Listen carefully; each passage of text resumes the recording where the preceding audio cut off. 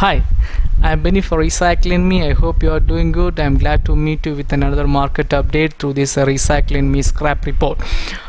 Today is July 4, 2020. In my previous video, I have informed you about the Indian government's move against anti-dumping probe on China in respect of protecting the domestic companies. Following to that, here I would like to inform you about how this trade deficit hurt the economy, as well as the additional measures that blow by the Indian government regarding boycott Chinese products. I would like to thank my friend Mr. Somnath Dev from M&T Overseas Private Limited from Jharkhand, who called me based on seeing my previous video, and he shared his commands over phone, and you can find the comment below in my previous video. I'll read the comment for you right now here. It means he mentioned that Make in India will increase the economy. On the other hand, some item price will increase because of raw material which we are importing from China, and we have to look for other sources. Yes, definitely, sir, what you have said is very correct. So far, India is considerably depending on China for many of the finished products. So this boycott Chinese products will considerably impact the country. It would also have effect on commodity prices, which will affect the consumer eventually. So we can also say some of the key sectors of the Indian economy are critically depending on China. So to be able to boycott this Chinese goods, India needs to reduce its trade deficit with China and strengthen its manufacturing sectors through national programs such as Make in India and providing cost-effective products to the customers. Iron and steel items and metal are in the main list of the import from China. We can also see exporters concerned over the consignments that has been held back by the Chinese and Hong Kong customs. Indian exporters are very much worried on that. Exporters Association have written to the Ministry of Commerce regarding that.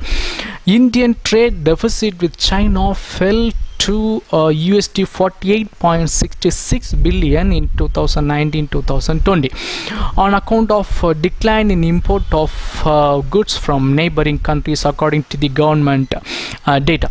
The government is taking several steps, such as framing technical regulations and quality norms for several products to cut the dependency of import from China. Recent news shows that the Indian government is taking more steps to boost the local production and increase the steel consumption in India. Recently, the government has proposed to implement BAT, that means a border adjustment tax, additional with the custom duty, to bring the imported product at par with the local produced products. According to Mr. Pradap, the Ministry of Steel, India has adequate steel production capacity but still lagging in the consumption. So the Ministry of Steel will also set up a working group which will regularly monitor the steps taken by the steps to enhance the steel usage. Even though steel is announced as an essential category, steel plants are facing a labor shortage. In the road to success steps to improve the health of the domestic steel sector, now the government has assured the steel maker that it will take appropriate measures to reduce the logistics cost that are currently reaching as high as 28%.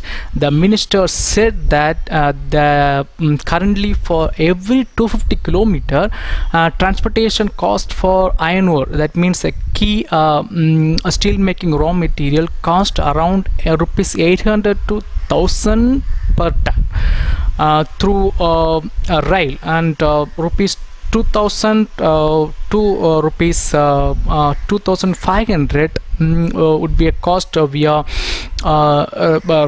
this rails.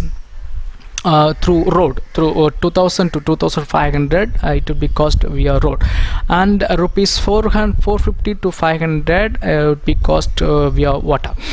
So through slurry pipeline it would cost in the range of 80 to 100 only.